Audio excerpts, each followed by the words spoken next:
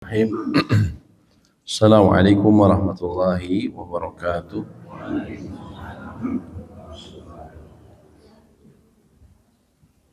Alhamdulillahi hamdan katsiran thayyiban mubarakan fih kama yuhibbu rabbuna wa yardah. Asyhadu an la ilaha illallah wahdahu la syarika lah wa asyhadu anna Muhammadan abduhu wa rasuluh.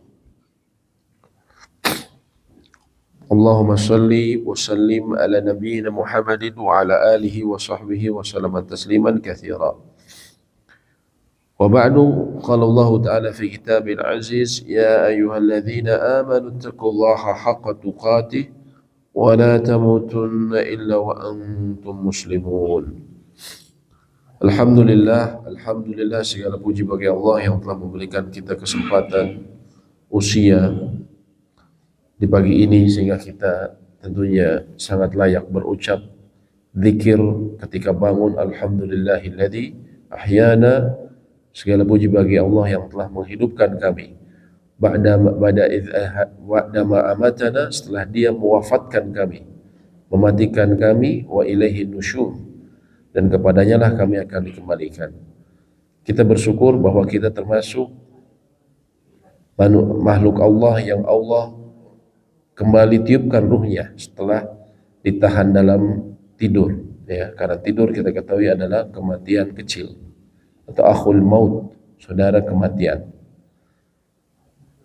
Pada pagi ini insyaallah kita akan lanjutkan pembahasan mengenai fikih muyassar.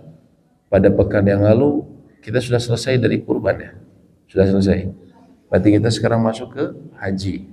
Oke. Kemarin yang berhaji di sini ada empat. Semuanya ada di sini. Ya, ada apa ya? Alhamdulillah. Baik. Nanti mudah-mudahan kita akan juga putar manasik haji dalam versi video, ya, supaya nanti bisa lebih jelas.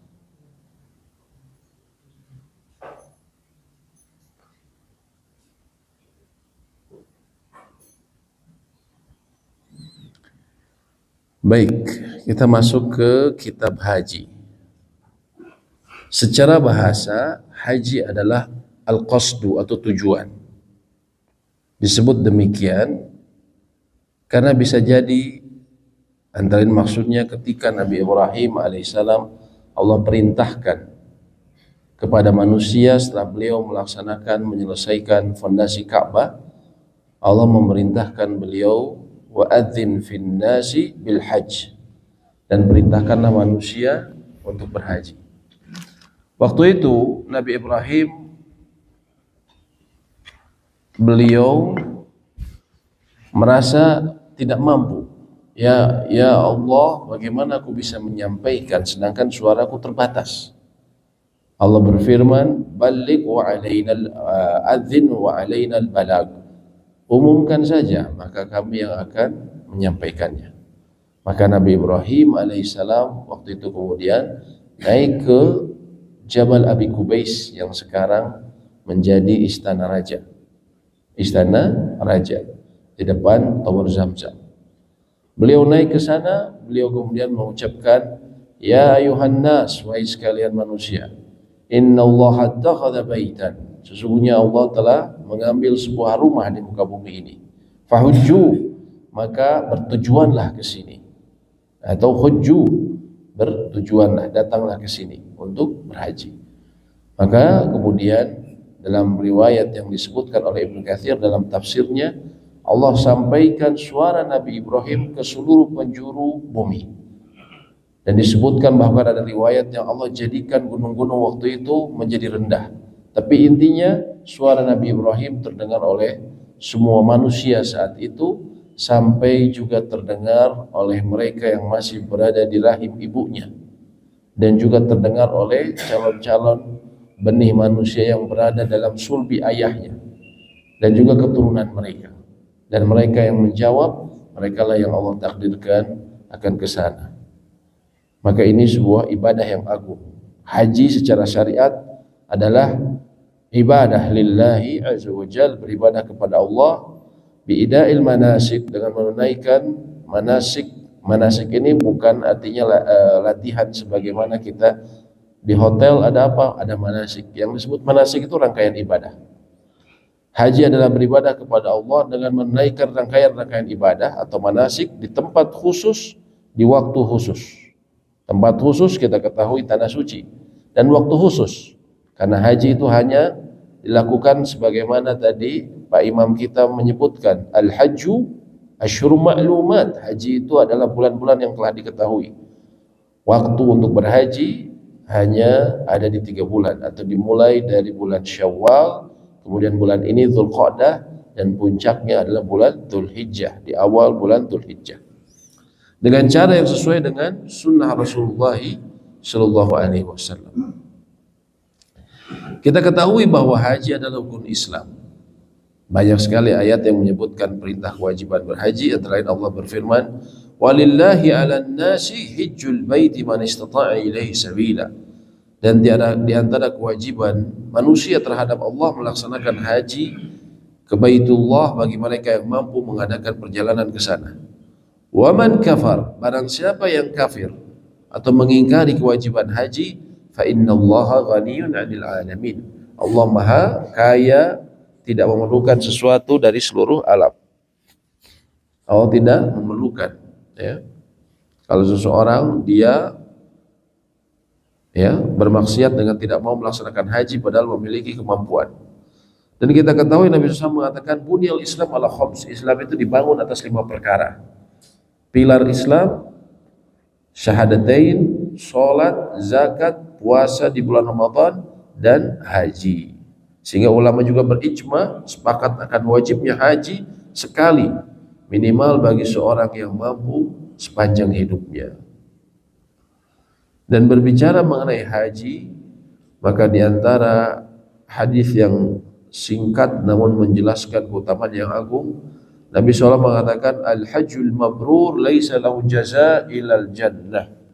Haji yang mabrur itu tidak ada balasan yang layak kecuali surga. Tapi ini yang mabrur, karena betapa banyak haji, ya, bahkan bisa jadi berkali-kali, namun bisa jadi tidak mabrur, di sisi Allah tidak diterima, ya, tidak diterima. Nabi SAW juga mengatakan man hajja lillahi falam yarfus walam yafsuk. Barang siapa yang haji karena Allah lalu dia berbuat rafas, bicara kotor, dan dia tidak berbuat rafas dan dia tidak berbuat fasik. Berbuat fasik ini kemaksiatan, terutama yang kemaksiatan kepada Allah, ya. Raja'a ka yaumi waladathu ummuh, maka dia akan kembali ke tanah airnya seperti hari dilahirkan oleh ibunya, ya. Kemudian mengenai haji ini, ya, para ulama menyebutkan syarat disebutkan mampu, atau syarat-syarat secara umum. Syarat-syarat secara umum adalah pertama muslim, maka tentunya orang kafir tidak sah hajinya.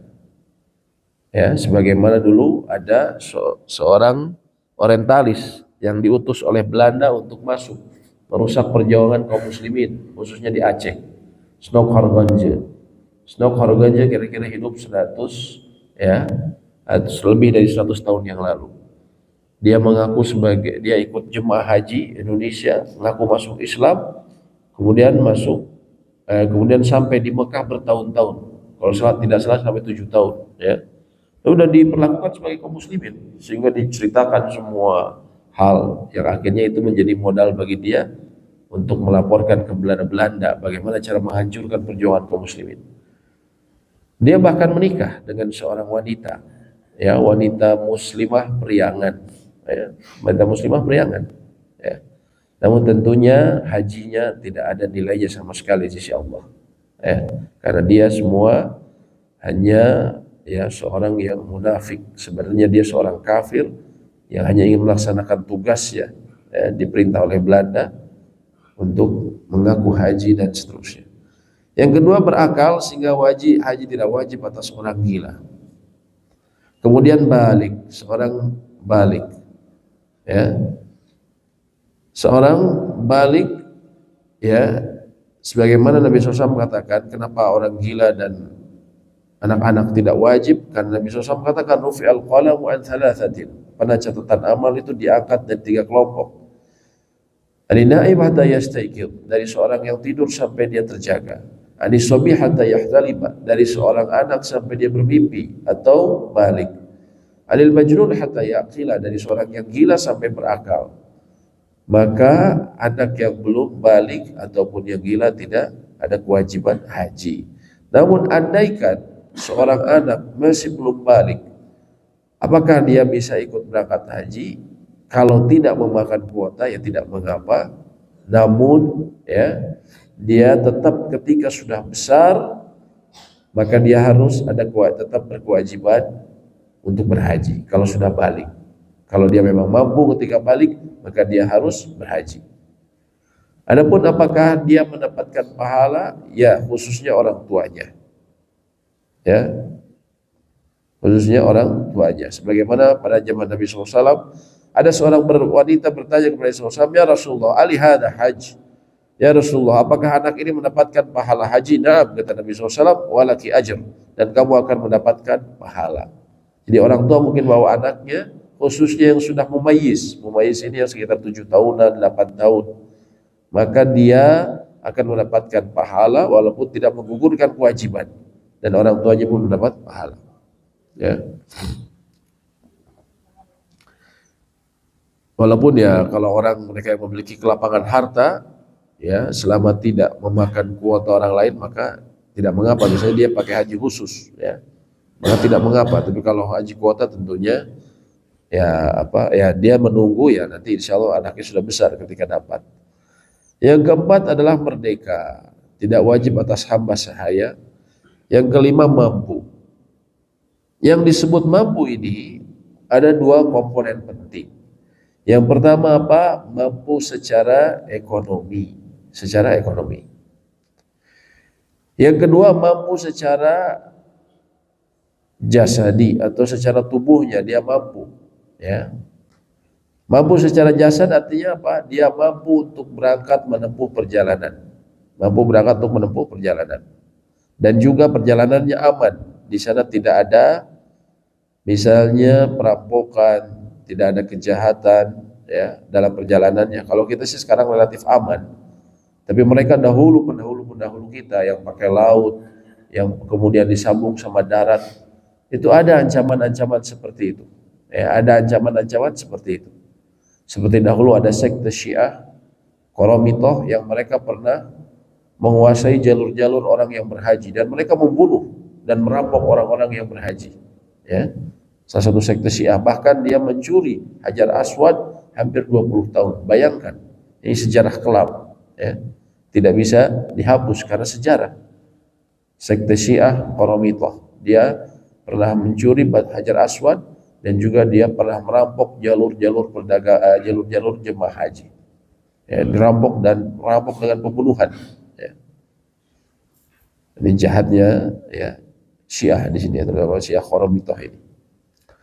Kemudian, adapun secara ekonomi, maka yang disebut mampu adalah kata para ahli ilmu, yang pertama dia mampu setelah dia memenuhi kebutuhan pokok keluarganya, dari sandang, pangan, papan, ya, dari rumah yang secukupnya, kendaraan yang memang diperlukan, ya bukan yang berlebihan, rumah juga bukan yang berlebihan. Lalu dia ada bekal untuk pergi, untuk di sana dan pulang. Ya kalau ini sekarang udah satu paket kita ya, udah ONH, dan juga untuk keluarga yang ditinggalkannya. Dia ada bekal untuk itu. Ya, dia ada bekal untuk itu. Maka kalau itu sudah terpenuhi, maka dia dituntut untuk bersegera dalam haji menurut mayoritas ulama, jumhur ulama. Ya. Kalau dia sudah memenuhi kriteria tersebut. Kita lihat di antara kriteria tersebut tidak ada syarat sudah siap. Ini kan suka jadi alasan di masyarakat kita. Uang sudah punya, alhamdulillah. Sehat juga orang maraton terus. Tiap ahad lari ke gazebo. Itu kan? suka juga healing ke gunung sambil hiking katanya, gitu kan. Badan kuat, tapi kenapa nggak haji? Belum siap, Bu. Alasannya apa lagi? Belum dipanggil. Loh, nunggu dipanggil siapa? Malaikat maut baru datang, gitu kan.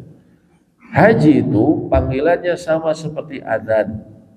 Kalau sudah ada adzan, kita mampu, tidak ada udzur untuk pergi ke masjid, khususnya dalam hal ini laki-laki.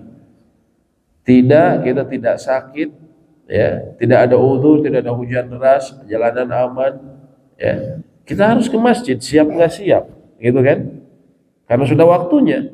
Begitu pula dengan haji. Kalau Anda sudah memenuhi syarat-syarat, ya, Anda memiliki kemampuan sehat, maka bersegera. Jangan bilang tidak siap, tidak ini, ya, dengan macam-macam alasan lainnya. Ya.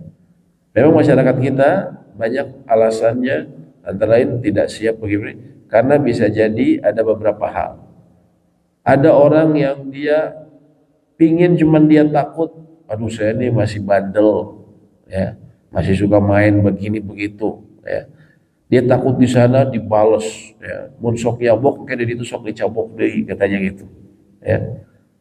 Kalau jahat di sana dijahatin lagi. Kenapa dia tidak husnuzon kepada Allah? Justru ini saat dia bertobat kembali kepada Allah. Apa mau terus-terusan dalam keburukan, ya. Yang kedua juga kadang ada orang yang dia mementingkan urusan duniawi,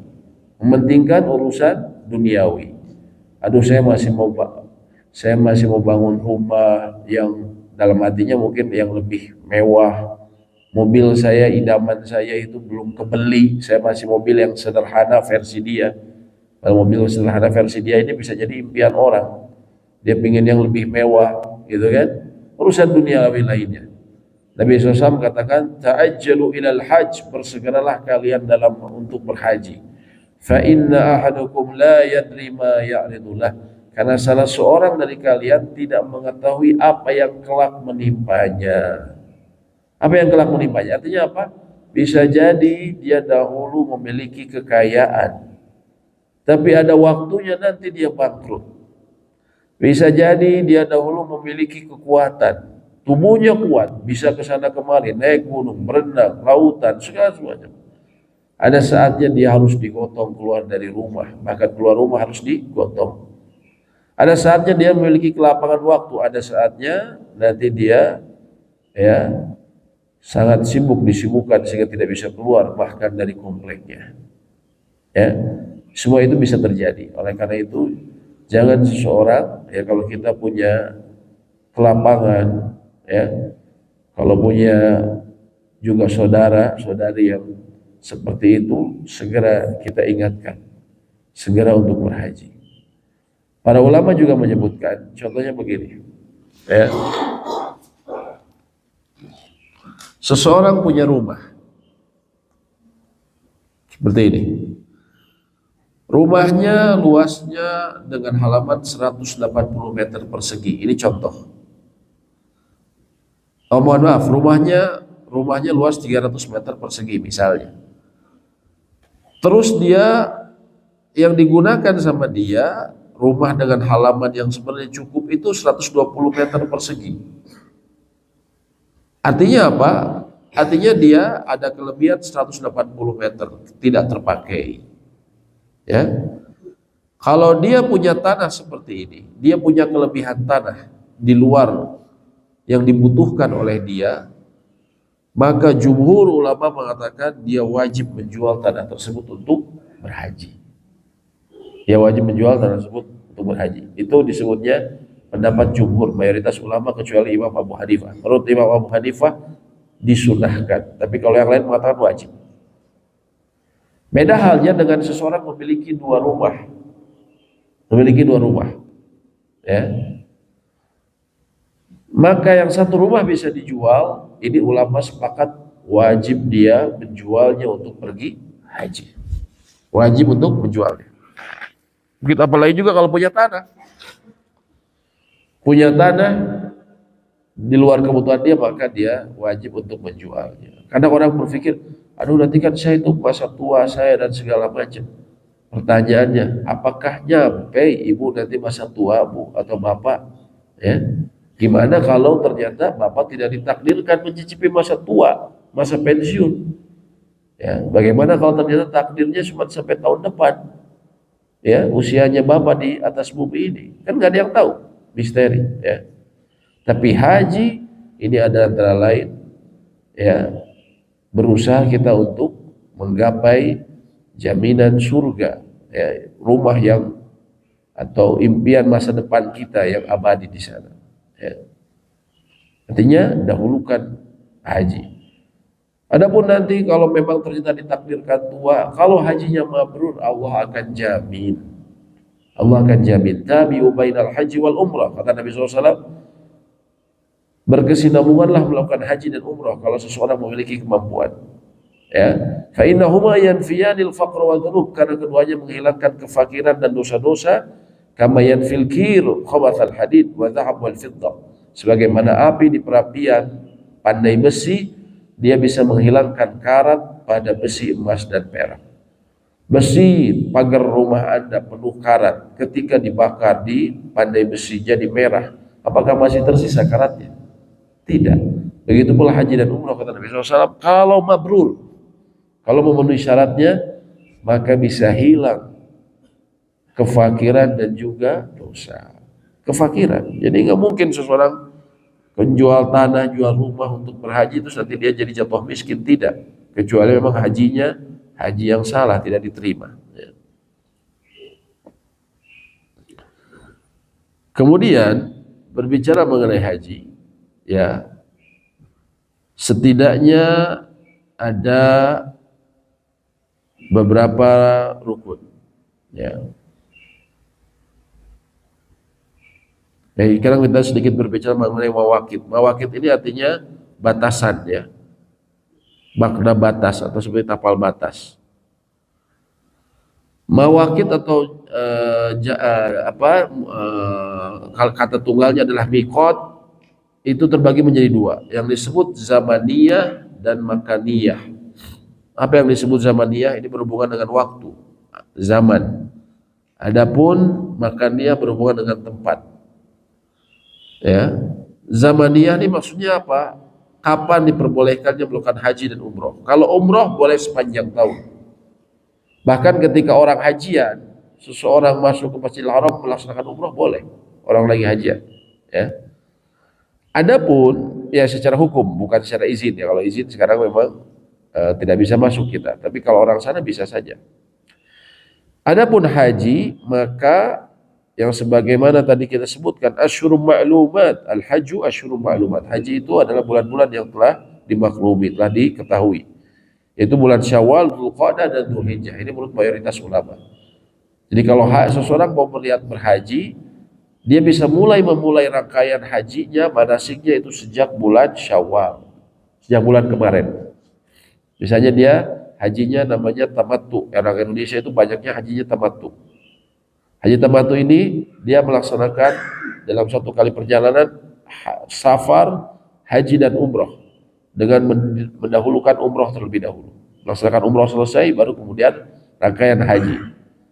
Maka dia boleh melaksanakan umrohnya dari kapan? Dari bulan Syawal. Ya.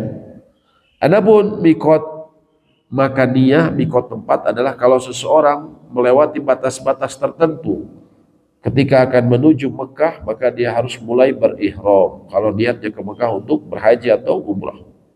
Indonesia itu biasanya lewat dua tempat. Kalau dia landing di Jeddah, maka mikotnya dia harus di atas pesawat di daerah yang dinamai Yalamlam. Maka dia harus memakai pakaian ihram dan dia harus berniat dan mengucapkan niatnya. Kalau dia baru berniat di Jeddah, umumnya ulama mengatakan Jeddah bukan mikot, sehingga menurut Imam Nawawi kalau seseorang melanggar mikot, dia harus kembali ke mikotnya dan dia harus menyembelih darah atau hewan. Ya. Itu yang pertama kalau ke Jeddah. Kalau ke Madinah, biasanya pesawatnya landing di Madinah, kemudian nanti dia mikotnya di daerah yang namanya Bir Ali. Ya. Rukun haji. Rukun ini sesuatu yang tidak bisa ditinggalkan. Yang pertama apa? Ihram, yaitu berniat dan bermaksud melaksanakan haji. Dan ibadah murni sehingga tidak sah tanpa niat, ya. Dan ini salah satu mengenai ihram ini, ya, juga kita harus betulkan niat kita ketika ihram. Jangan sampai tercampur oleh kesyirikan, syirik kecil atau besar. Syirik kecil antara lain yang banyak menghinggapi jemaah haji adalah dia riya, ingin dilihat oleh orang, atau sum'ah, ingin didengar orang-orang bahwa dia berhaji, bahwa oh hebat dia berhaji. Itu banyak sekali, tidak dipungkiri, bahkan diakui, ya. Saya pernah baca salah seorang petani yang ngumpulin uang puluhan tahun, ketika ditanya, ya, oleh wartawan, kenapa kok Masya Allah bisa puluhan tahun sabar untuk menabung untuk haji. Jawabannya dengan namanya orang desa seringkali polos, ya. Dia bilang, ya saya mau haji karena kalau di kampung saya kalau udah haji itu kita dihargai, dihormati, dapat kedudukan khusus. Ini subhanallah, ini merusak, ya. Ini artinya apa? Niatnya tidak ikhlas karena Allah. Ketika dia ihram, dia harus niatkan semuanya untuk Allah, ya. Ini niat yang salah. Syirik kecil. Syirik kecil ini bisa menghancurkan amalan hajinya. Puluhan tahun uang dia kumpulkan itu akan sia-sia di sisi Allah. Ya. Apalagi yang mengerikan, naudzubillah, apabila hajinya dari awal dia tidak tahu akidah yang benar, sehingga kemudian dia hajinya dicampurkan dengan niat selain Allah.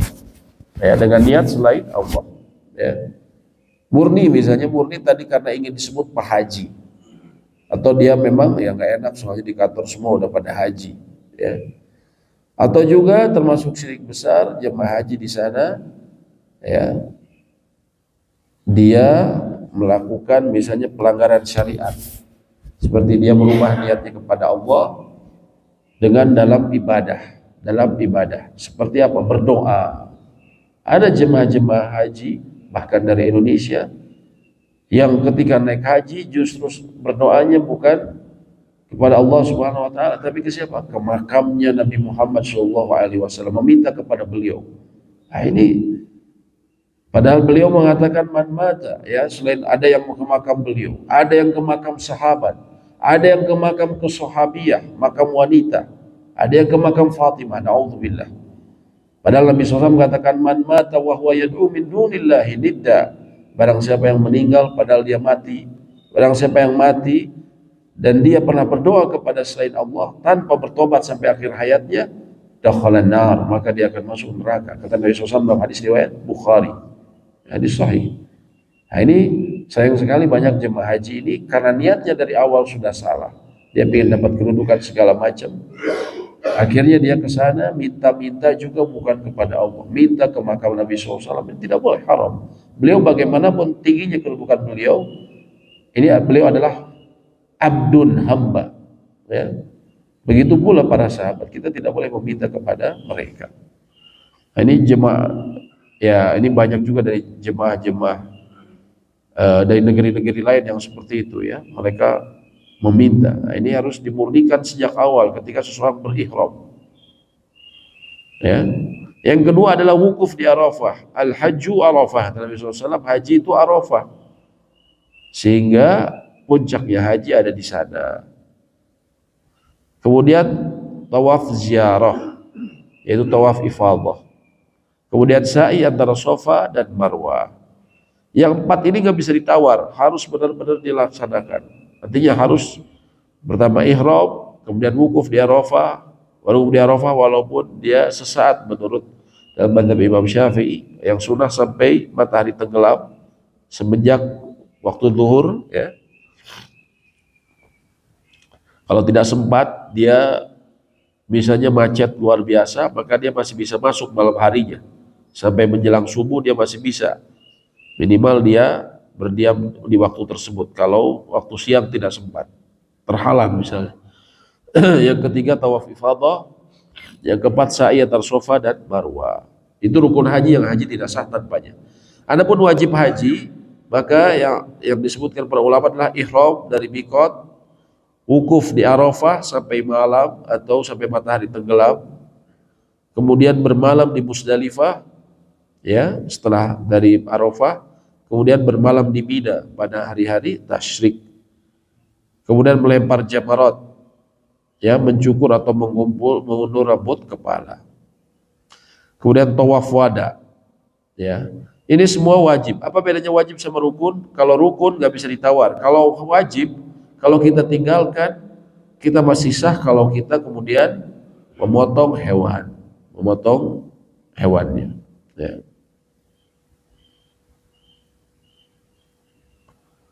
Adapun yang sunnah adalah mandi untuk ihram, memotong kuku, mencukur bulu kemaluan ketika akan ihram, mencabut bulu ketiak, mencukur kumis dan menghilangkan apa yang patut dihilangkan.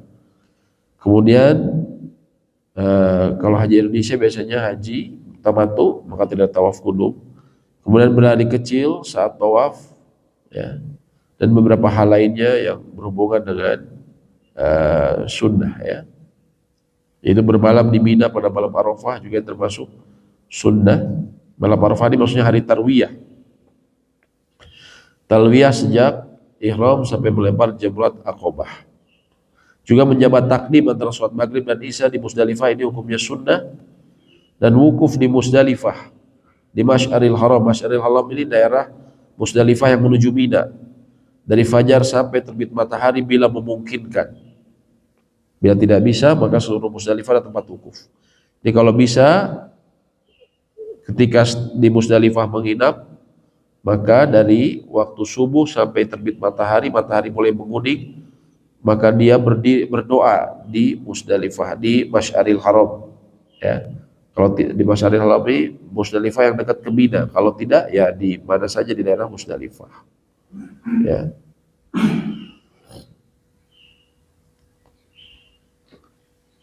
Adapun larangan ihram, ya, antara lain memakai pakaian yang membentuk tubuh, bukan memakai pakaian berjahit. Pakaian berjahit itu tidak mengapa. Yang tidak boleh itu berjahit membentuk anggota tubuh. Ini khusus buat laki-laki. Karena baju ihram kita saja itu dijahit, ya. Yang tidak boleh itu kalau membentuk tubuh. Oleh karena itu jangan pakai, bapak-bapak yang haji atau umrah, jangan pakai celana dalam yang suka dijual di tukang peralatan haji. Dia bentuknya segitiga. Walaupun kain, tidak ada karet sebagaimana celana dalam yang biasa kita pakai, tapi dia membentuk tubuh, maka itu yang nggak boleh justru, ya. Kemudian tidak diperkenankan kita menggunakan wewangian pada badan dan pakaian kalau sudah ihram. Tapi kalau sebelum ihram, laki-laki disunahkan memberikan wewangian pada badannya, tidak pada pakaiannya. Adapun wanita, dia tidak boleh. Kemudian memotong rambut dan kuku, ya, ini larangannya. Menutup kepala, pakai sorban, pakai kopiah, atau pakai baju ihram tidak boleh ditutup. Wanita juga tidak boleh menggunakan sesuatu yang dipasang di wajahnya secara menempel seperti cadar. Tapi kalau menjulurkan kain, pakai topi terus pakai kain, maka itu tidak mengapa. Yang tidak boleh itu kalau menempel. Dan wanita tidak boleh memakai sarung tangan ketika ihram, ya. Andaikan memakai wewangian atau menutup kepala atau memakai pakaian berjahit, ya, lupa, maka tidak ada dosa. Yang tidak boleh juga adalah akad nikah untuk diri sendiri dan orang lain, ya. Berhubungan suami istri, ya, tentunya pada kemaluan, bercumbu pada selain kemaluan, ya. Kemudian juga membunuh dan berburu hewan buruan darat, ya.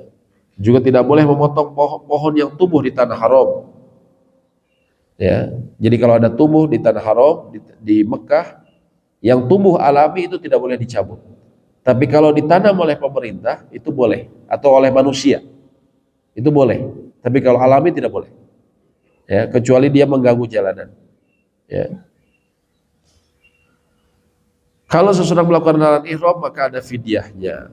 Kalau mencukur rambut, memotong kuku, memakai pakaian berjahit, maka puasa 3 hari atau memberi makan 6 orang miskin atau menyembelih kambing. Tinggal pilih satu di antara 3 ini, dan ini mudah insya Allah.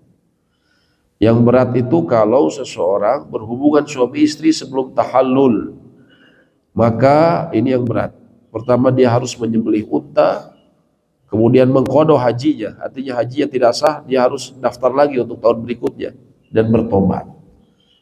Walaupun dia tidak sah, tapi dia tetap harus selesaikan hajinya. Ini yang repot. Kalau orang hubungan suami istri sebelum tahallul, ya, maka dia harus qadha hajinya. Hajinya selesaikan, tapi tetap tidak sah, dia harus ikuti lagi tahun berikutnya atau daftar lagi. Ini yang paling repot kalau sudah berhubungan suami istri. Kalau sebelum tahallul, ya.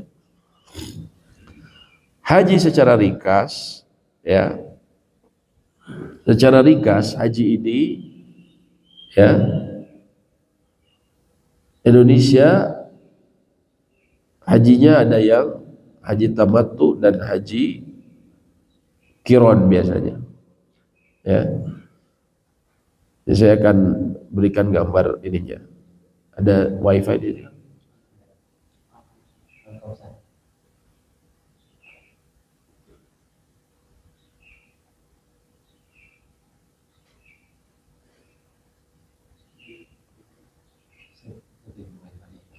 Apa?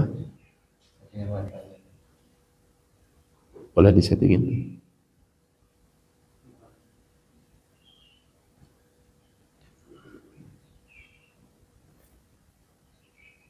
Sebentar.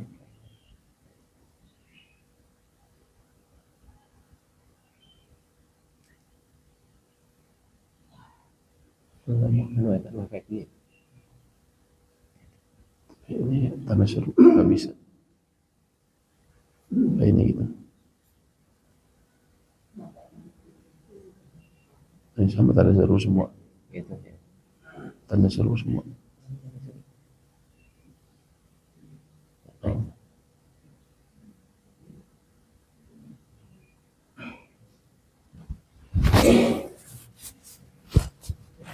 Maksudnya nggak usah. Itu semua.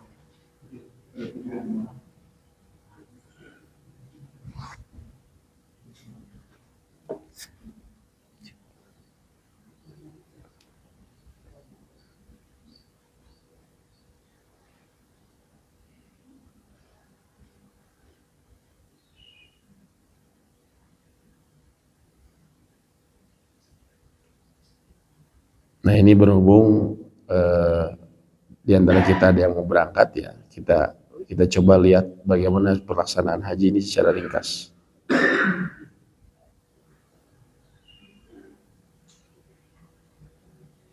Mohon maaf.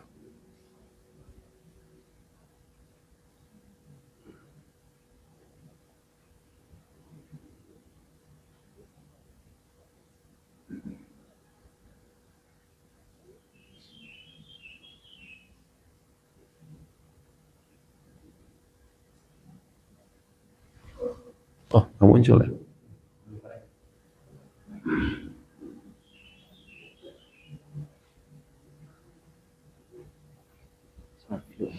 Ini untuk melebar. Nah, ya.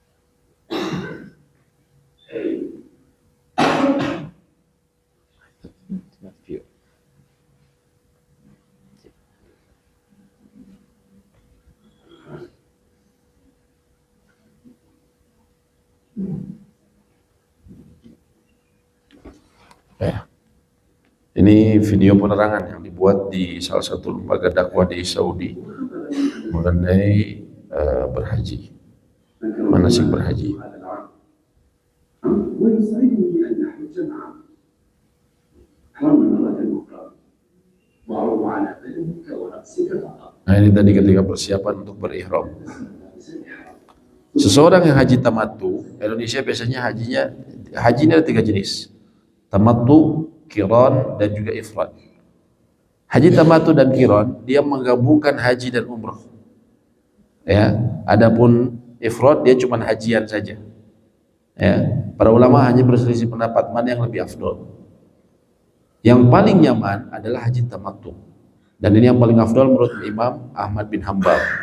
Kalau tamattu itu dia laksanakan umrah dulu. Tamattu artinya apa? Bersenang-senang, enak, nyaman.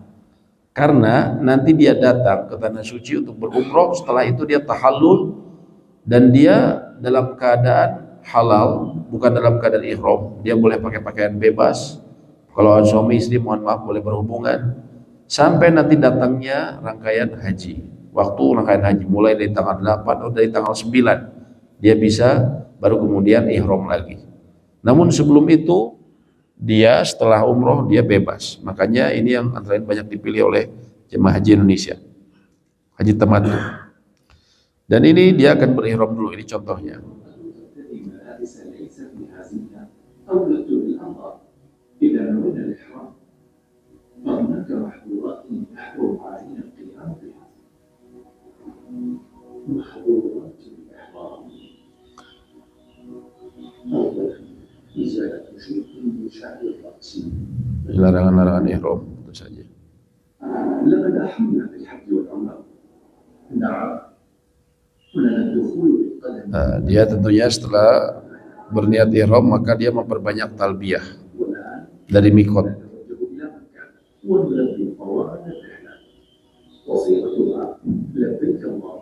Labbaik Allahumma labbaik, labbaik la syarika la labbaik, innal hamda wa ni'mata laka wal mulk la syarika la. Ini kapan bacanya? Semenjak dia berihram sampai Masjidil Haram. Dia memperbanyak. Laki-laki suaranya disunahkan dikeraskan, adapun wanita terdengar oleh suaranya sendiri, terdengar oleh pendengarannya sendiri. Sampai masuk masjid, baru masuk masjid dia masuk doa masuk masjid dan juga ya nanti membaca doa melihat Ka'bah sebagaimana dibaca oleh contohnya sejumlah sahabat Umar bin Khattab.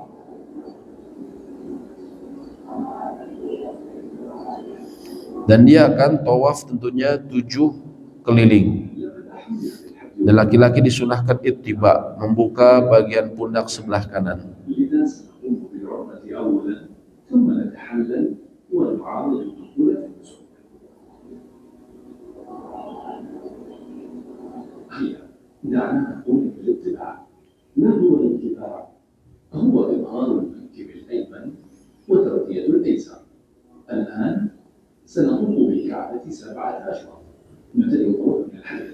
Tentunya dimulai dari Hajar Aswad sebelah kiri. Kalau mudah tentunya seseorang menyentuhnya. Hajar Aswad sebelah kiri, adapun sebelah kanannya ada lampu, ada neon hijau. Laki-laki disunahkan bila memungkinkan dia lari di 3 putaran pertama. Dia lari di 3 putaran pertama atau lari kecil, bukan lari besar. Disebutnya romal. Kemudian di rukun Yamani disunahkan menyentuhnya bila memungkinkan. Bila tidak maka tidak mengapa dan tidak perlu memberikan isyarat. Adapun setiap kali kita satu putaran maka kita disunahkan mencium Hajar Aswad. Bila tidak mampu maka memberikan isyarat. Kalau di depan Hajar Aswad, tapi kalau rukun Yamani tidak. Dan antara rukun Yamani dan Hajar Aswad kita disunahkan membaca doa Rabbana atina fid dunya hasanah wa fil akhirati hasanah wa qina adzabannar. Dan orang bertawaf ini bisa berdoa, bisa membaca Al-Quran, bisa membaca zikir. Tidak ada doa khusus, putaran pertama harus doa ini, putaran 2 harus doa ini, tidak ada. Ya, yang sunnah dari Nabi SAW, seseorang boleh memilih. Ya.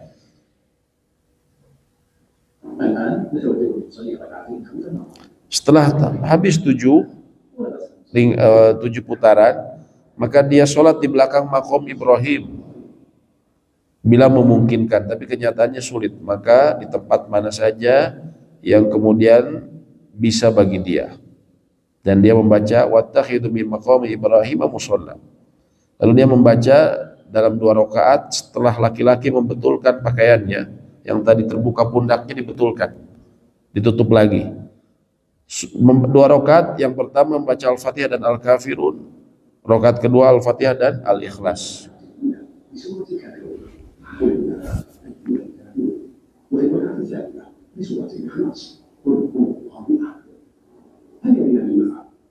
Kemudian dia minum zam-zam. Setelah dia minum zam-zam, dia ke Mas'a untuk melakukan sa'i, yaitu Bukit Sofa dan Marwah. 7 putaran, dan yang disebut 7 putaran di sini adalah 7 dari Safa ke Marwah 1, Marwah ke Safa 2. Ya, jadi bukan bolak-balik, tapi yang disebut 1 itu adalah satu satu jalan.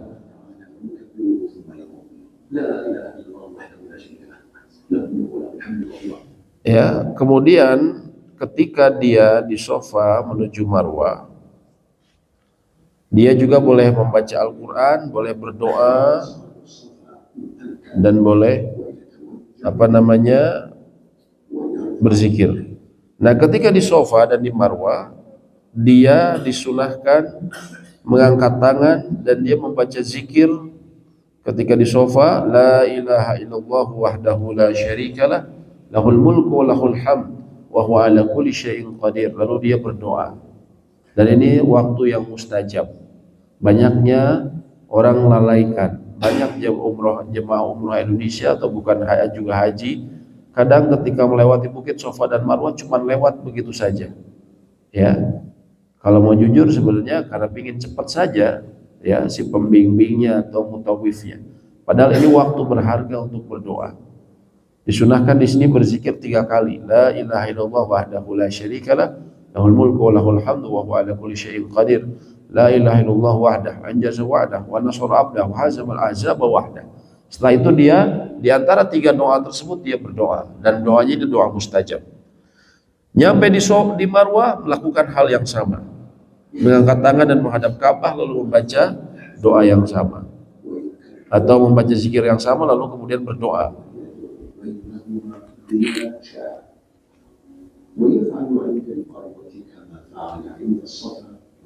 Setelah 7 keliling dan akan berakhir di Marwah, maka dia kemudian melakukan tahallul, ya, tahallul. Perempuan yang suka ada kesalahan jemaah Indonesia, dia cukur, potong rambutnya itu di Marwah, pakai gunting sendiri atau sewa. Akhirnya apa? Dia buka kerudungnya di hadapan orang-orang yang bukan mahramnya. Ini justru haram. Harusnya dia nanti lakukan di sana saja, di hotelnya.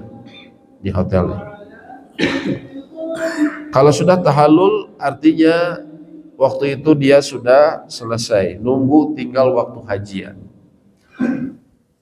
Sekarang kita masuk ke waktu haji.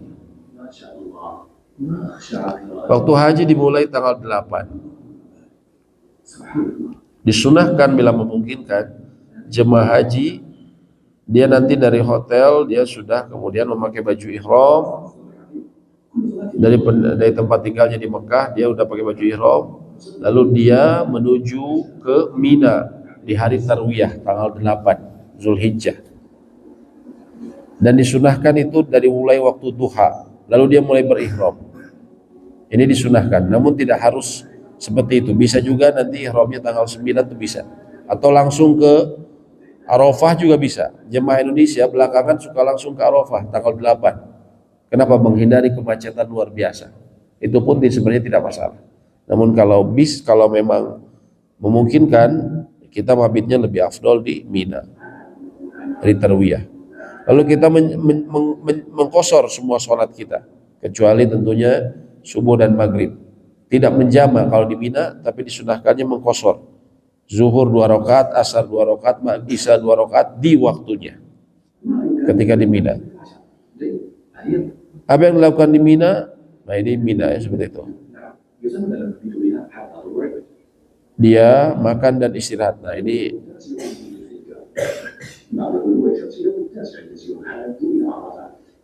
setelah matahari terbit tanggal 9, ya, jemaah haji kemudian pergi menuju Arafah. Ya, matahari terbit menuju Arafah. Ini puncaknya haji.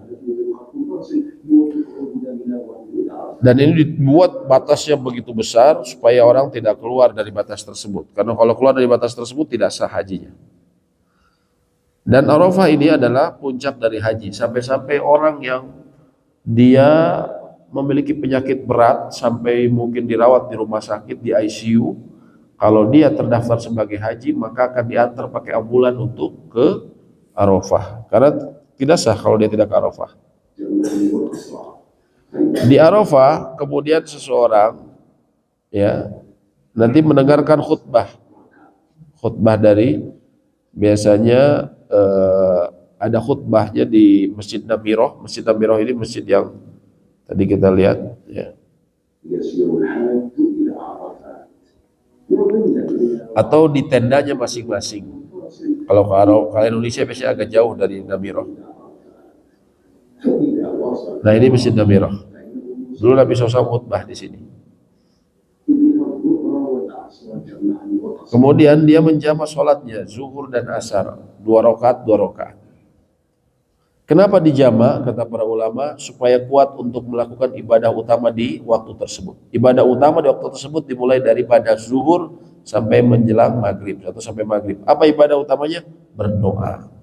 Khairu doa yaumil Arafah. Kata Nabi SAW, sebaik-baiknya doa adalah doa pada hari Arafah. Ini puncaknya. Allah berfirman juga, wa innallaha la yadnu, dan sesungguhnya Allah pada saat itu akan mendekat kepada Arafah. Ya. Tsumma yubahi bihimul malaikah, kemudian Allah membanggakan para jemaah haji di hadapan para malaikat. Ma arada haula, apa yang diminta oleh mereka. Maka Allah berfirman, fashhadu inni ghafartu lahum dzunubahum, saksikanlah wahai para malaikat, aku mengampuni dosa mereka semuanya, walaupun seperti air yang seperti hujan, rintik hujan yang jatuh dari langit atau pasir yang menggunung. Ini sebaik-baiknya hari dalam 1 tahun.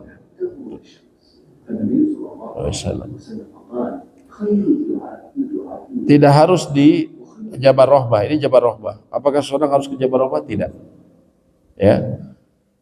Memang Nabi SAW kemudian wukufnya itu di bawah Jabal Rahmah, di atas kendaraannya, dan beliau khusyuk berdoa sampai-sampai ketika tali kekangnya itu jatuh, beliau ambil, tapi beliau terus berdoa. Jadi tidak khusus mengambil ini, tapi ditahan dan terus begini, ya, saking khusyuknya beliau berdoa. Tidak harus ke Arafah, apalagi jemaah Indonesia cukup jauh ya, tendanya Indonesia, maka kita di mana saja. Cuman di hari ini adanya hari istimewa, makanya kalau kita sampai di waktu duha dari Mina, biasanya kalau naik bus kita nyampe sekitar jam 8 atau jam 9 biasanya, jam 8 jam 9. Maka pergunakan baik-baik, kalau kita merasa kelelahan kita istirahat saja. Ya, begitu sampai istirahat. Kenapa? Supaya nanti sebelum zuhur kita udah siap. Supaya nanti antara zuhur sampai maghrib kita bisa manteng untuk berdoa. Bisa manteng untuk berdoa. Ya, jangan kemudian malah tidur kecapean. Padahal ini waktu yang paling berharga. Jadi sebelum zuhur dia, waktu duha dia istirahat kalau memang dia kemungkinan dia nggak akan kuat. Dia istirahat. Lalu kemudian aktivitas dimulai dari zuhur sampai maghrib. Dia memperbanyak doa. Dan ini sayangnya saya lihat banyak orang Indonesia itu dia tidak mengetahui atau tidak mengagungkan dengan benar waktu ini, sehingga kami lihat waktu itu jemaah Indonesia waktu itu bahkan kami alhamdulillah Allah berikan kemudahan untuk ada di sana. Waktu itu kami di hari Arafahnya hari Jumat lagi, artinya mengumpulkan 2 kebaikan, ya, tempat mustajab, waktu mustajab, juga di hari yang mustajab pada asar. Artinya mengumpulkan segala macam kebaikan. Ketika di waktu tersebut lucunya ya, yang sangat disayangkan, banyak jemaah haji Indonesia itu bapak-bapak keluar dari tendanya kemudian ngopi sambil ngerokok, ngobrol sepanjang sore. Subhanallah, itu kebodohan luar biasa menurut saya. Artinya ini waktu yang berharga, orang puluhan juta, ratusan juta tuh intinya di sini. Ya, memohon semua yang dia pasti semua manusia ada kebutuhan. Ya. Terutama khususnya minta ampun kepada Allah. Ini hari pengampunan. Ini malah ngerokok saja, ngerokok sambil ngopi. Di depan rumah juga bisa, di warung sebelah rumah juga bisa, gitu kan. Nah ini bisa jadi karena kebodohan.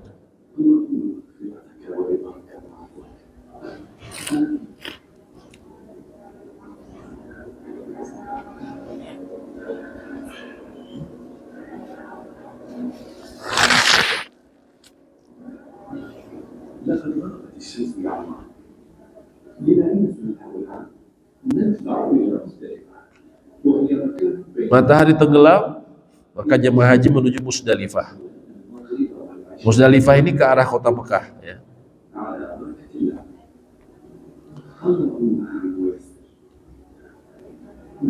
Ketika di Musdalifah, jadi sholat maghrib dan isya itu bukan walaupun nanti ketika di Arafah matahari tenggelam, namun tidak, yang sunnah nanti sholatnya di Musdalifah, di jamak takdim kalau memungkinkan, kalau nggak jamak takhir. Di Musdalifah juga dia sholat, lalu kemudian dia menginap. Kalau bisa dia menginap, kecuali yang ada uzur. Contohnya ada uzur siapa? Orang tua, orang yang lemah, wanita, itu boleh tidak menginap. Tapi laki-laki yang kuat disunahkan menginap, ya, menginap di Musdalifah. Minimal sampai kapan? Sampai minimal tengah malam. Tengah malam itu maghrib sampai subuh, dihitung waktunya berapa jam di waktu sholat sana. Dibagi dua, lewatin tambahin sedikit, maka itu batas minimal menurut mazhab Imam Syafi'i dan Imam Ahmad. Ya, kalau kata Imam Malik, minimal seseorang ke Musdalifah itu dia sholat, ya, sholat maghrib dan isya, minimal dia waktunya segitu. Ya, adapun menurut Imam Ahmad dan Imam Syafi'i, dia harus diam dulu sampai tadi lewat tengah malam. Kalau jemaah haji reguler ada istilah murur, cuman lewat saja, ya. Apakah itu boleh? Sebagian ulama mengatakan boleh, ya, tapi memang tidak afdol. Tapi itu saya kira disebabkan mungkin karena ada koordinasi dengan dari pihak Saudi supaya tidak terlalu padat, ya, maka insya Allah tidak masalah. Ngapain di Musdalifah? Di Musdalifah istirahat, karena besoknya harinya akan sangat panjang dan padat.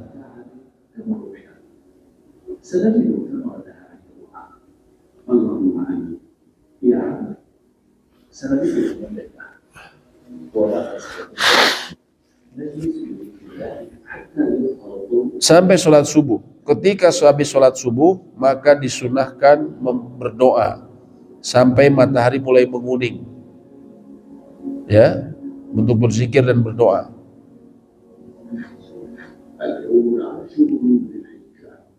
Tanggal 10.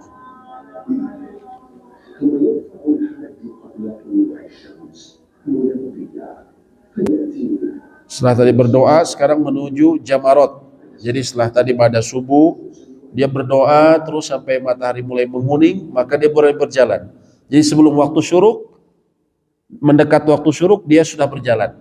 Ya, sebelumnya dia berdoa, memperbanyak zikir dan berdoa. Lalu dia berjalan menuju Jamarot untuk melempar jumroh. Di Jumratul Kubro atau jumroh Aqobah. Melempar 7 kali. Dan melempar ini harus dipastikan masuk. Kalau mental terus masuk itu nggak masalah. Tapi kalau mental terus keluar nggak masuk ke dalam, maka tidak sah. Batu diambil dari Musdalifah. Di Mina juga ada batu, cuman sulit. Tidak harus di Musdalifah. Tapi memang kenyataannya sekarang paling mudah di Musdalifah. Kalau di Mina itu sudah banyak beton, bangunan beton. Jadi batu itu sulit kadang. Ya. Tidak boleh potongan aspal, tidak boleh juga potongan semen. Tapi memang kerikil. Terus kerikil, ya. Kita kumpulkan. Kalau untuk di sini dilemparkan 7. Dan dilempar itu disunahkan laki-laki diangkat tangannya dan mengucapkan Allahu Akbar. Itu kan? Dan dipastikan masuk. Dipastikan masuk. Ya. Kalau mental maka tidak sah. Maka tidak mengapa kalau bawa cadangan batu. Ya, bawa cadangan batu. Dan dia disunahkan menjadikan Mekah di sebelah kiri dan Ka'bah dan Arafah di sebelah atau Mina di sebelah kanan. Jadi seperti ini posisinya ketika masuk nanti, ya. Ini yang ke arah Mekah, ini yang ke arah Mina. Jadi posisinya di samping sebelah kiri lemparnya kalau memungkinkan.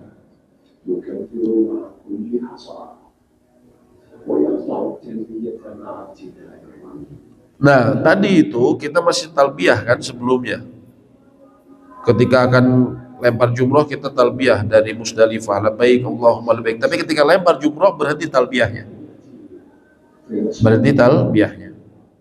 فيستقبلها ويسن أن يجعل مكة عن شماله ويمنع عن يمينه فيرميها بسبع حصيات يكبر مع كل حصى ويقطع التلبية مع ابتداء الرمي Kemudian dia memotong hadiyu dan juga mencukur rambutnya yang sunnah tentunya dibotakan.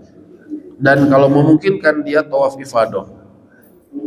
Kalau dia sudah melakukan dua dari ini, sudah lempar jamarot, sudah lempar jumroh, kemudian dia sudah mencukur atau dia sudah memotong hewan, maka dia sudah tahalul awal.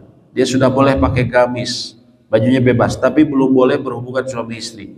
Tapi kalau dia sudah tawaf ifadah, ya, dia sudah melaksanakan yang tadi, terus dia tawaf ifadah di hari yang sama, maka dia sudah tahalul akbar, boleh berhubungan suami istri.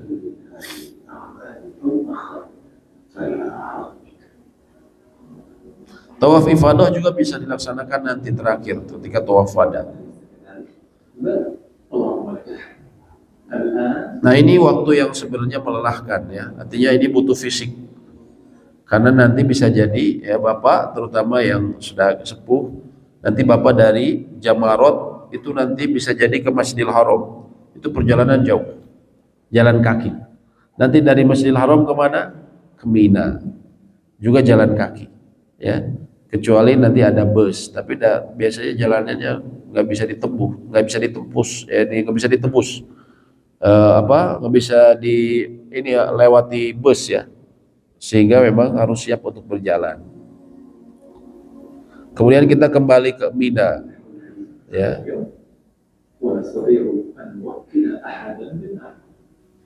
Kemudian nanti ketika di Mina kita menginap di tanggal 11 dan tanggal 12, dan kemudian kita diperintahkan termasuk wajib kita melempar jumroh, di mana yang pertama adalah jumroh as-sughra, kemudian yang wusta, kemudian yang jamarah, yang kubro ya.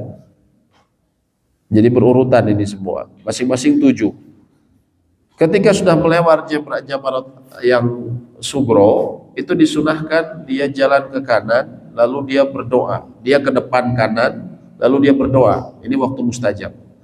Adapun yang wusto, dia lempar 7 kali, nanti dia ke depan ke sebelah kiri, lalu dia berdoa. Ya. Adapun yang kubro, maka setelah melempar dia langsung berjalan. Itu sunahnya, seperti itu.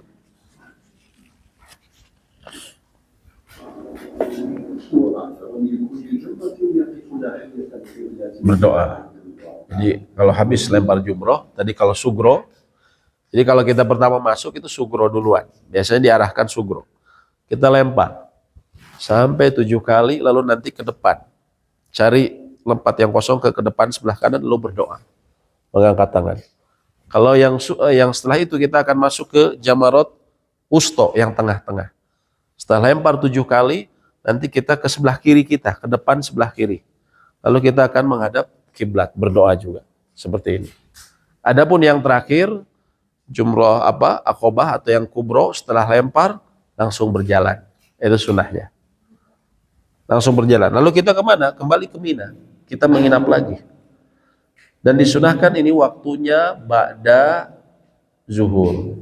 Ya, disunahkan. Tapi terkadang tidak memungkinkan. Jadi kita ikuti saja aturan dari sana, dari maktabnya, Pak harus sore nih Pak harus pagi atau dan itu ya, tidak mengapa insya Allah. Yang pada zuhur ini adalah, waktu zuhur ini adalah afdoliyah pada zawal.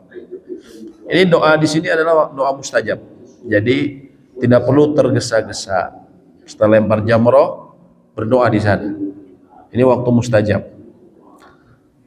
Nanti tanggal 12 melakukan hal yang sama, yaitu bila memungkinkan. Dan ini kalau ini sudah mulai lenggang tanggal 12, 11. Tapi kalau pas hari pertama tanggal 10, ini tentunya akan dipenuhi oleh manusia. Kita tidak bisa lihat manusia sebanyak itu satu tempat banyak sekali. Itu di tanggal 10 ya.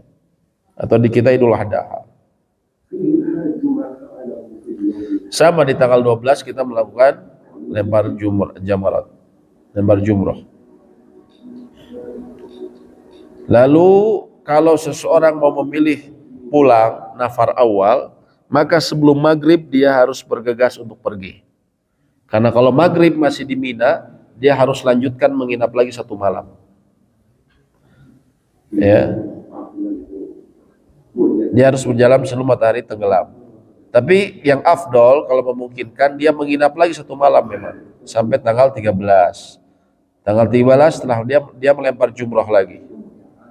Melempar jumroh lagi. Setelah melempar jumroh maka dia sudah selesai, dan ketika meninggalkan Mekah dia melakukan tawaf wada. Bagi yang belum tawaf ifadah bisa digabungkan dengan tawaf wada. Tawaf wada ini wajib kecuali wanita yang haid. Wanita haid kalau dia sudah tawaf ifadah, maka dia tidak perlu lagi tawaf wada kalau haid. ماذا نعمل؟ سنذهب إلى الحرم فنطوف طواف الوداع وإذا أردنا السفر فلا نخرج. Tawaf wada dengan baju emas. Setelah ini selesai. Sebenarnya sederhana haji itu sebenarnya.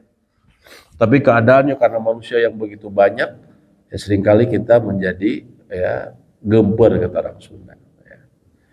Baik, ada yang ditanyakan khususnya yang mau berangkat nih, mungkin ada yang mau ditanyakan, Pak, atau mungkin ada yang ditanyakan, Pak. Sudah jelas ya, Insya Allah. Ya. Kalau tadi kan kalau misalkan planning di kita harus punya berangkat kalau nggak punya Madinah. Kalau misalnya tidak kita ke Madinah dulu. Nah, kalau Jeddah ke Madinah dulu nggak masalah. Nggak masalah karena dia memang tujuannya berarti ke Madinah, bukan tujuannya Mekah. Nggak usah, karena dia tujuannya ke Madinah bukan ke Mekah. Kalau tujuannya ke Mekah, maksudnya tujuan ke Mekah ini langsung rangkaian umroh kan biasanya. Kalau ke Madinah kan berarti dia nggak langsung umroh, maka dia tidak perlu menyembelih. Tidak masalah kalau itu. Kalau ke Madinah dulu. Ya. Allahu a'lam bishawab. Iya, Sam.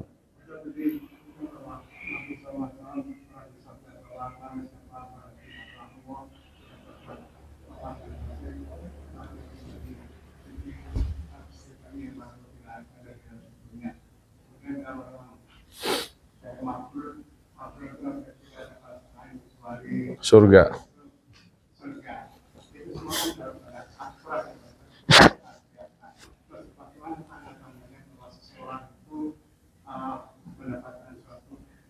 Mabrur.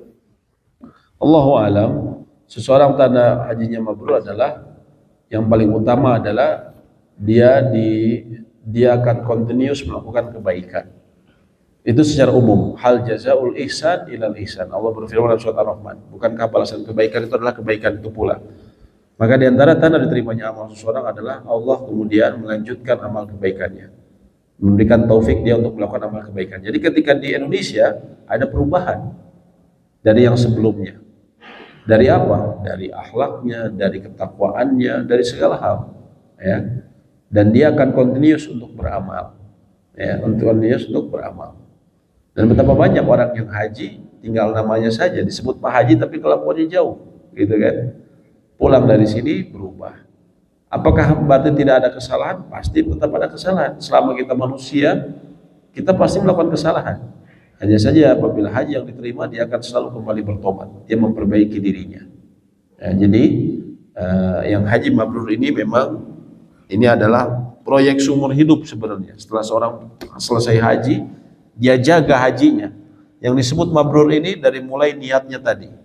Niatnya ikhlas, dalam ibadahnya ikhlas kepada Allah, tidak tercampur kesyirikan sedikit pun. Ya, tidak bertawakal, tidak berdoa kepada selain Allah. Ya, tidak meminta kepada selain Allah. Kemudian dia juga mutaba'ah, mengikuti petunjuk Nabi SAW dalam ibadahnya. Tidak ngarang-ngarang, tidak sugan dan cenah, tapi dari sumber yang jelas dari Al-Quran dan As-Sunnah. Ya, itu dalam pelaksanaannya. Kemudian pulangnya dia menjaga ketakwaannya. Nah itu artinya haji mabrur ini memang perjalanan panjang, tidak semudah yang disebutkan. Seperti itu, Pak ya. Ya.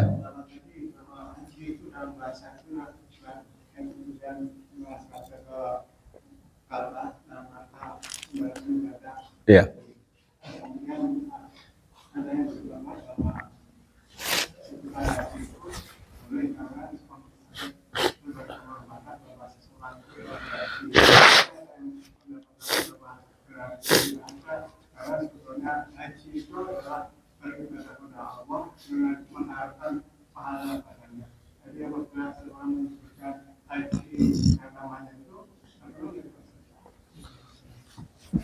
Gelar haji memang tidak dikenal pada zaman dahulu ya, pada zaman sahabat, pada zaman para ulama. Abu Bakar tuh berhaji, Umar berhaji, tapi nggak pernah disebut haji Umar, haji Abu Bakar. Begitu juga siapa? Imam Syafi'i juga berhaji, tapi nggak pernah disebut kita ada sebutan haji Imam Syafi'i, Imam Haji Syafi'i. Kalau di Indonesia ada ya, Haji Syafi'i. Di sana nggak ada, Haji Malik misalnya, Haji Ahmad bin Hambal nggak ada. Jadi memang itu tidak ada istilah itu. Tapi andaikan di masyarakat kita pakai, ya karena udah kebiasaan Pak Haji atau Haji, ya kalau hanya penyebutan saja tidak masalah. Cuman yang dikhawatirkan itu kalau merusak hati kita. Orang terkadang itu tadi ada orang yang memang naik haji itu antara lain supaya apa? Supaya dapat gelar haji. Orang semua tetangga saya semua udah haji, masa saya nggak disebut Pak Haji kan nggak enak gitu. Nah ini merusak niat seseorang. Sedangkan niat itu dalam ibadah, dalam Islam sangat berpengaruh, ya. Dalam kemabruran suatu ibadah, niat itu sangat berpengaruh. Kalau dia ada niatan seperti itu bisa rusak ibadahnya dia. Ya. Ada juga orang dikasih undangan, ya. Dikasih undangan berpulang haji terus dikasih undangan pernikahan, lupa yang ngasih undangan ini nggak nulis hak depannya, tersinggung nggak mau datang. Saya kan udah haji ini, masa saya nggak ditulis hak depannya ini gitu kan, karena lupa yang ininya. Ya seperti itu. Kalau cuma penyebutan Pak Haji gini ya sebenarnya tidak masalah, cuman hati-hati jangan sampai itu merusak hati. Itu yang lebih parah, yang lebih membahayakan itu ya, takut merusak hati. Allahu a'lam bishawab. Itu Pak. Ya, Pak. Kalau sunahnya berdoa di Arafah, apakah tidak berteduh? Tidak apa? Tidak harus berteduh. Berteduh? Oh enggak ada. Boleh. Di sana ulama berselisih itu apakah di atas yang afdol di atas kendaraan atau tidak di atas kendaraan. Kenapa demikian? Karena Nabi SAW memang di atas kendaraan. Di bawahnya Jabal Rahmah, beliau di atas kendaraan beliau berdoa. Sehingga sebagian ulama mengatakan afdol di atas kendaraan. Tapi kita Syekhul Islam Ibnu Taimiyah itu kembali kepada kondisi masing-masing. Kalau dia memang nyaman di atas kendaraan, di atas kendaraan. Kalau dia nyaman tidak di atas kendaraan, maka juga tidak di atas kendaraan. Nyaman di tempat teduh, silahkan.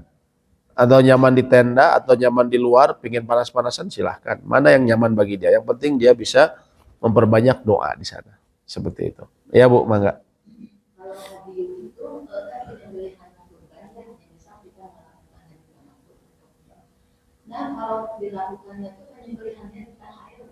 Nggak boleh. Itu yang kemarin diusulkan sama Kemenag. Potongnya di Indonesia aja. Nggak boleh, potongnya harus di tanah suci dan dibagikan bagi orang yang ada di tanah suci. Dia dan disunahkan dia mengambil bagian dari situ. Kalau dia nggak punya uang untuk menyembelih, maka dia boleh puasa 3 hari di sana, 7 hari di sini. Kalau nggak sempat di sana yang 3 hari, maka boleh jadi 10 hari di sini. Tapi antara hari ketiga, setelah selesai 3 hari berhenti dulu, baru nanti diselang berapa hari, sambung lagi 7. Itu boleh kalau nggak mampu untuk beli hadiahnya. Tapi potong di sini nggak boleh. Itu usulannya Kemenag ya, supaya nanti yang pegang proyeknya mereka juga, pengadaan dombanya gitu kan. Mereka yang dikolektifkan kulitnya, wah itu cuan semua itu. Cuan semua itu kan sudah kebayang itu. Kalau kita ngambil nafkah awal, berarti nafkah batinnya itu double. Bukan double. Tanggal 13-nya maksudnya. Tanggal 12-nya. Double gimana maksudnya? Enggak. Mungkin karena tanggal 13 jadi enggak perlu. Yang tanggal 13 itu bagi mereka yang nafar sani saja. Yang nafar awal sudah selesai. Dia sekali hari itu sudah. Dia berangkat. Tapi yang penting dia berangkat sebelum matahari tenggelam. Andaikan dia sudah bergegas naik bus, ya, tapi busnya macet, nggak bisa keluar sehingga dia maghrib masih di sana, maka itu tidak masalah. Terus aja lanjut. Yang jadi masalah itu kalau dia masih di tenda, udah azan maghrib, maka dia harus lanjut. Menginap lagi 1 malam seperti itu. Ya, Allahu a'lam bishawab. Kalau kan tadi syaratnya mampu. Ya. Kalau misalnya berhutang untuk porsi haji, Berhutang untuk porsi haji. Kalau seandainya dia mampu kira-kira membayarnya untuk berhaji seperti itu, maka tidak masalah. Dia boleh berhutang.